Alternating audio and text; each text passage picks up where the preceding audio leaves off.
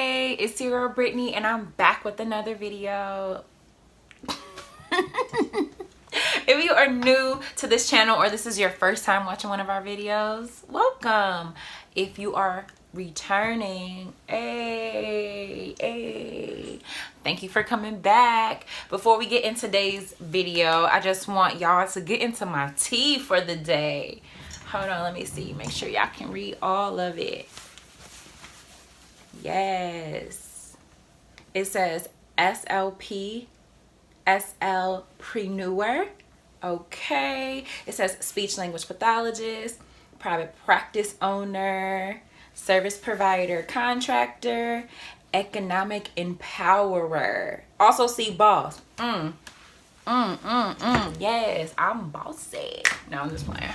I'm not bossy, but I am a boss. Shout out. I love this shirt. SLpreneur, like speech language pathologist, entrepreneur. Boom. This shirt perfectly describes me. I love it. When I seen it, I was like, you know what? I gotta get that. I gotta support. So shout out to SLP Private Practice in Color. They made this shirt, I don't know, back in May, I think, for Better Hearing and Speech Month. Yeah, this is one of their BHSMTs, so I had to go ahead and order. So shout out to them. I'm going to drop their IG information in the description box below. If you are an SLP and an entrepreneur and you want to get this shirt, holler at them. All right, so I want everybody that is watching today, make sure you like, comment, and subscribe. Make sure you hit that bell notification so every time a new video hits, you'll be the first to know. All right, so you probably can tell by the title of today's video, this is going to be another intro video. So if you checked out our first intro video, it was just basically letting you know who I am, what my business is, what we are about, what we do. This video today is going to be a little bit more in-depth about me as a person, right? And how I fell into this crazy SLP profession. When I was in high school, I wanted to be a dermatologist because of like acne and all that like teenage skin stuff that I was going through back in the day. And I was like, you know what? If I would become a dermatologist, I'll never have to deal with this again. Was definitely wrong. But anyway, I wanted to be a dermatologist and that was my goal. I wanted to go to Spelman College. Shout out to Spelman at ATL. And then, you know, I started to research. Let me see what it takes for a degree in dermatology. And I was like, okay, cool. This is cool. And I was like, whoa. This is a lot of science, y'all. This is a lot of math. I don't know about that. Neither one of those were my strong point in school. And so I'm like, let's not. And so I scrapped that idea real quick. And I'm like, dang, so what am I going to do now? I'm getting ready to graduate soon. I want to know what my major will be going into college, right? And I don't even think at that time I knew which college I wanted to go to. But I'm like, okay, I need options. Didn't really want to be a teacher. Like, I am a firm believer in education, but classroom, not for me, right? And his cousin is a speech language pathologist, and she's like, girl, you should go and find out about Stormy's job and see, you know, if you like it. I'm like, you know what? Okay, let me check it out. So, you know, I Googled it. I did my research like everybody should, and just kind of learned more about the field of speech language pathology. It was hella interesting, right? Like as a senior, or as a soon-to-be senior rather, just reading all of the information, all the different fields that you can work in. I seen even back then, so I graduated high school in 2005, class of 05, what? Anyway, so I graduated in 05, and so back then, speech language pathologist was one of the jobs on the rise, right? Like a job to look out for. And I'm like, ooh, All right, so I seen that you can work in the schools, but you're not limited there. You can be in the hospital, you can work in rehab, you can do skilled nursing, private practice. There were just so many different fields. I was like, you know what, let me check this out. And so fast forward like the summer before my senior year, I got the opportunity to shadow a SLP, right? So my mom's cousin was an SLP in the schools. And so it was summertime, I wasn't able to shadow her. But a friend of the family was a charge nurse at a rehab skilled nursing facility, and she was good friends with the speech pathologist on staff there. And so she talked to her and it's like, hey, my friend's daughter is interested in your field. What do you think her coming to shadow you for, I don't know, a couple of weeks during the summer? And she was like, oh yeah, that would be great. So I shadowed her. I had to wear scrubs, like the navy blue scrubs, white sneakers. So I was real excited about like buying scrubs and like cleaning up my Nikes to make sure they were fresh and crispy. I had my clipboard, my pen, just hella ready and organized and extra. Y'all will come to find out that I am a tad bit extra. Anyway, so I went and I shadowed her, and I was, you know, just following. She was telling me things along the way, and I can't even remember how many patients I saw on the first day, but I know after the first day I was like, dang, this is exciting. I seen her do like cognitive therapy and swallowing therapy. We even went down to the dining hall. Some of the residents there were eating lunch. She kind of sat with them and ate lunch, make sure that they didn't have any difficulty chewing or swallowing their food.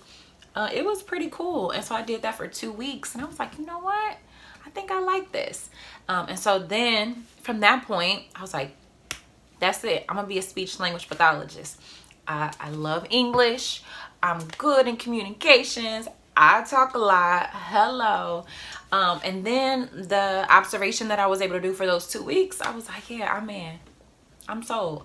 And so I did research on colleges to see which school had the best speech pathology program.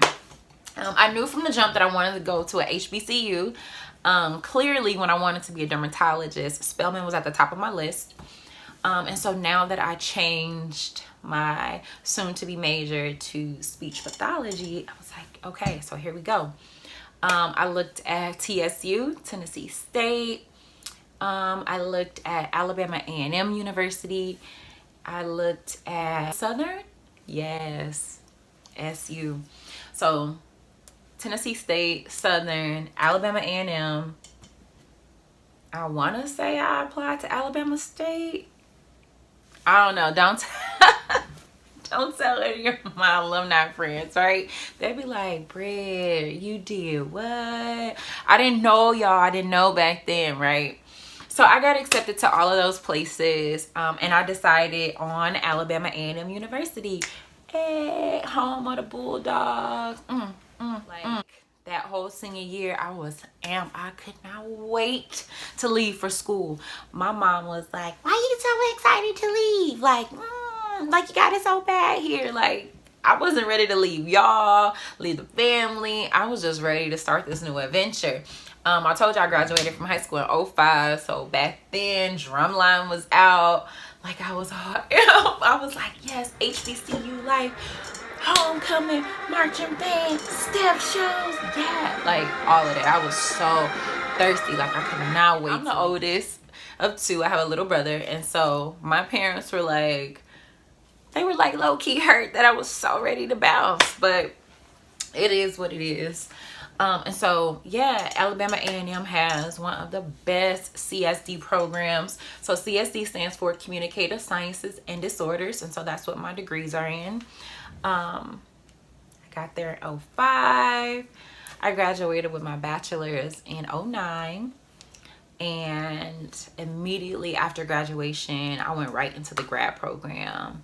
Thankfully I got in because it's really hard to get into a master's program, so I've heard.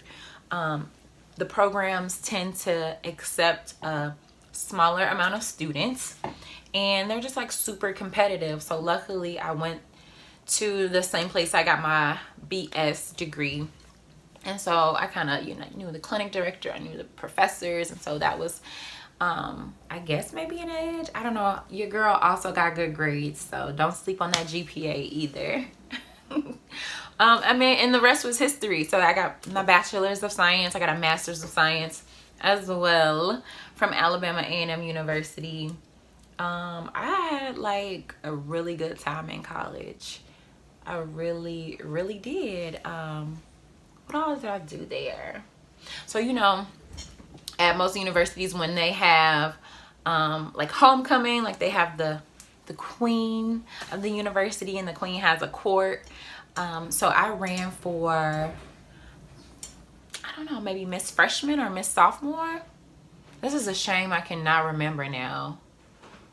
I'm pretty sure I still have like those flyers or something somewhere, right? Anyway, so I did those. Didn't win, but that's cool. I was in like the St. Louis Club. What else? Oh, I was at Miss Delta Gamma. I believe that was in 08. So I was a junior at the time. Yeah, I think. Anyway, so Miss Delta Gamma was a second runner up in the Alpha Phi Alpha Fraternity Incorporated pageant, right? So you had to do like a talent, answer a question, do a swimsuit portion. It was cool. It was cool. My folks came down. We had a real good time. Like I said, I came in second place, so I got a crown and a little sash. So this girl named Andretta won. She was Miss A5A. I came in as Miss Delta Gamma. So Delta Gamma was the chapter's name at A&M, the Alpha chapter. In 2009, I pledged Sigma Gamma Rho Sorority Incorporated. Hey, sorors, if you are an SG Rho, you know what it do. Ladies of SG Rho. Ladies of SG Rho. Went to grad school immediately after. Our program was 2 years. And then you have to take the big test, the praxis. Oh my goodness. So most grad programs throughout the country, once you graduate with your master's degree, then you can take the praxis for CSD, and that's something that you need a part of your certification in order to get your C's. But at A&M, they made it a graduation requirement, and so I don't know, is that something that a lot of colleges do now? Like, you have to take some type of exit exam. I know in the state of Alabama, they, or at least at the time when I was living there, you had to do an exit exam, like high schoolers, even in college. And so our program used the praxis as an exit exam. And so if you did not pass the praxis, you technically could not graduate. Like, you could not walk across the stage or anything. And it's not like that at other programs, right? So you're able to graduate with your master's, and you have a whole year to take the praxis and pass.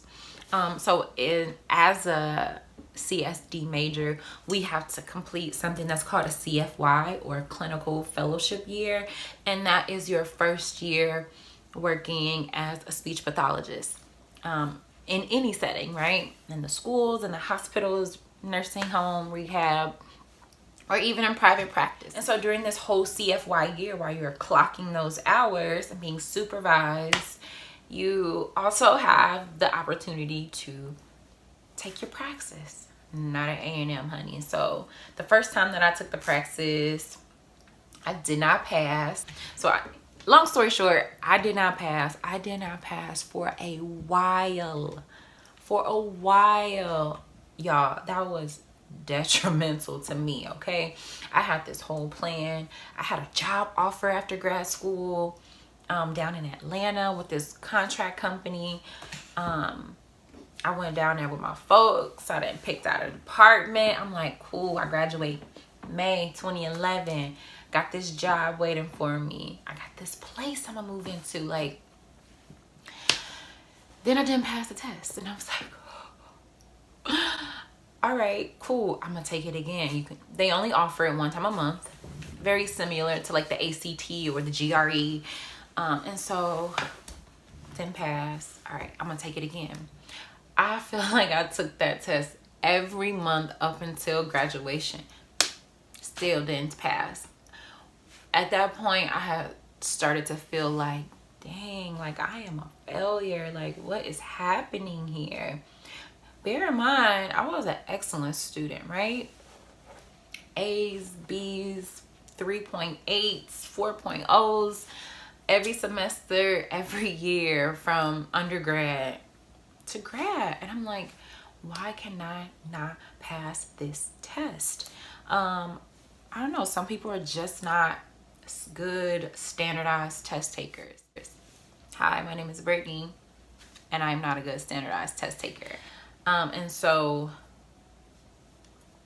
I couldn't graduate. I did not get a chance to walk across the stage with my peers, all the girls in my cohort.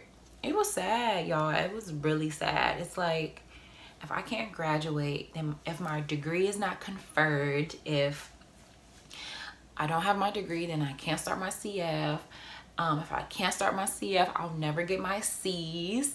So after you complete your CFY, you have to submit an application to ASHA, which is our national governing body, the American Speech Language Hearing Association.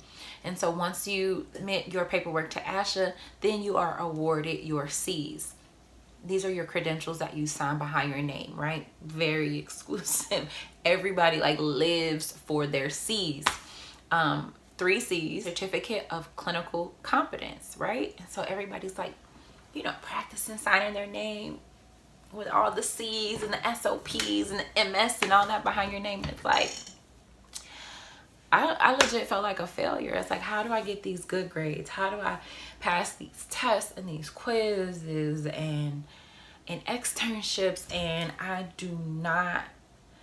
I cannot pass this stupid test with the bubbles and it's time. I took all the practice tests that they had offered. My best friend, study groups, we was killing it, right? Flashcards. And so graduation came and went, and but there was an opening for a speech language pathologist in Florence, Alabama, and I just applied. Next thing you know, I got an interview, and I was like, okay. And so technically with a bachelor's level SLP is an SLPA, right? An assistant. Meaning that you needed to be supervised by an SLP that was SEED, right? That was licensed and SEED. And so I applied, I interviewed, and I got it. And I was like, all right, this is what I want. I wanted to work in this field. I'm gonna do it. And so I did it. I drove that hour, maybe it was like an hour and a half, I can't remember. So I drove that hour to Florence, killed the interview, drove back to Huntsville, and was like, cool, school starts next week. They hired me almost like last minute. And so I was like, okay, cool. I got my professional attire together. I got my materials, everything I wanted to bring. And then I started my adventure in Florence. So I was placed at Handy Head Start. So shout out to my Florence, Alabama family. Hey y'all, if you're watching this. And I was in the preschool special ed classroom. And so there was a sped teacher there. There were 2 assistants and then me. And so I would do push into the special ed classroom. I would go and pull kids from the other preschool or Head Start classrooms for individual or group therapy. And then I would push into the special education classroom with those teachers and those assistants. And for my first experience working in this field, it was the best, right? I had just came out of this long, like, sadness, depression, and I just thought I would never be a treating therapist. Like, I can't even pass this test. But I had a really great community of people in Florence looking out for me. I definitely commuted that first school year And after that first year, I was like, this is crazy. If I'm gonna work here, I need to live here. But I was so conflicted with moving. Like, Huntsville was all that I knew in Alabama, right?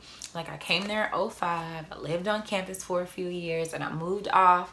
I had a place, you know, I had friends, my sorority sisters, like, you know, people that I talked to. And then Huntsville was just such a bigger city than Florence. Like, but yeah, I was like, you know what, this is stupid. I'm wasting so much money in gas right now, commuting an hour to work and an hour back home. That next school year, I moved out there, and I lived out there for 2 years. So in total, I worked at Florence City Schools for 3 years. I lived in Florence for 2, and it started to grow on me. Florence is also a college town, so the University of North Alabama is there. Beautiful campus. I was able to take my praxis there. Remember, they only offered it one time a month, so every month I was still applying, right? I was applying, taking a test. Not gonna lie, sometimes I did sign up to take the test, and then when test day came, I didn't even go. Like, that's how much of a mental block it was. But I finally passed it. Thank you, Lord. Yeah. 2013, 2014 was my last school year working in Florence. I was also my CFY year.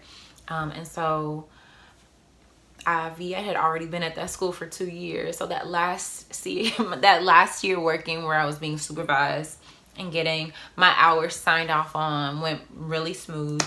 And so just like that, like, finished my CF, passed the test. I was able to finally graduate from A&M. And so I left Alabama after I walked across the stage.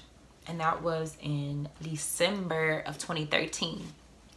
Because I had missed the fall, I missed the spring commencement. So I had to walk in the winter one, which was in December, which was cool. I was just glad to be done, right? My sister also graduated, my sorority sister also graduated in December of 2013 with her master's in rehab counseling. Hey, Shanti. And so we were able to sit together, walk together. It was cool.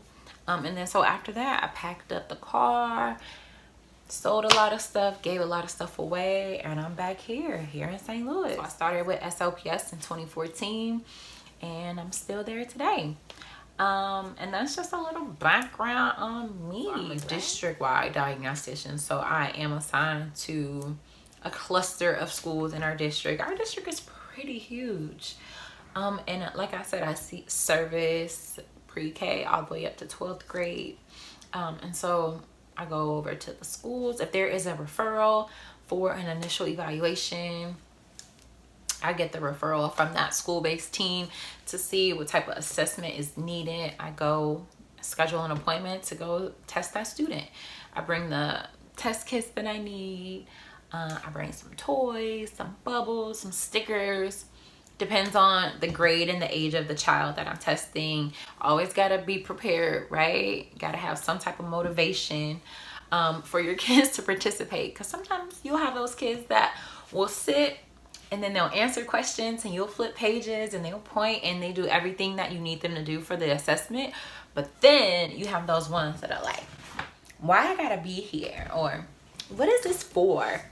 And so you're going, okay, we're gonna do this first and I'll give you some stickers. Or we are going to point to these pictures, or we're gonna answer these questions first, and then I'll let you pick an activity out of my bag that you can play with for a little bit. And they're like, can I play with the iPad? I got some good games on there too. And they're like, okay, what do you want me to do first, right? So I try to draw my kids in no matter what I'm doing, if it's therapy or if it's an eval, right? And so that's where I am now. Yeah. What are some questions you guys want to know about me or about speech pathology in general, right? Drop those down in the comments. Let's get this dialogue open, right?